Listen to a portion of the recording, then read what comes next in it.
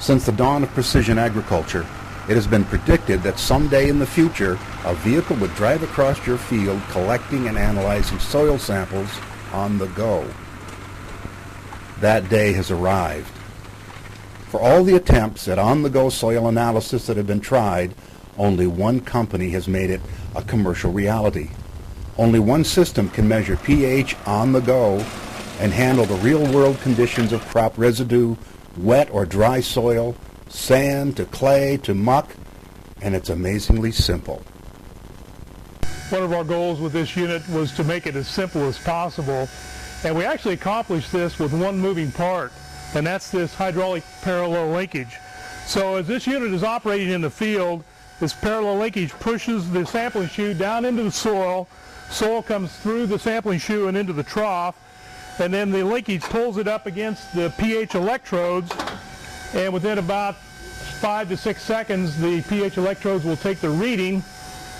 Then the sampling shoe once again goes down, new soil pushes the previous sample out, and at the same time these wash jets wash the electrodes off, and it goes through that cycle automatically without any operator intervention as you go through the field.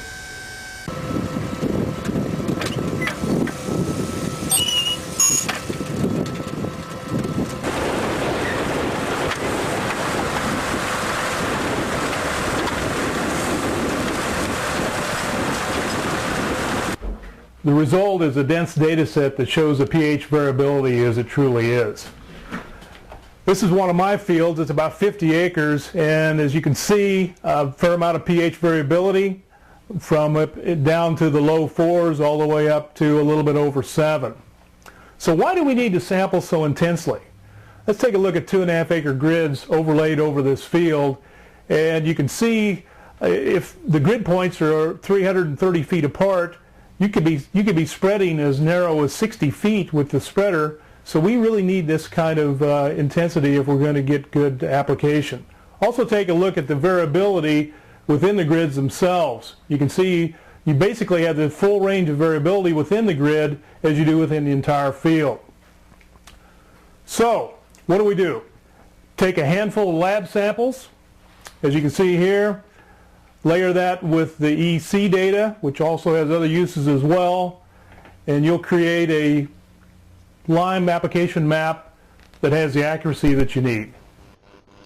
The wait for improved accuracy is over, and with Lime costs at an all-time high, it couldn't come along at a better time.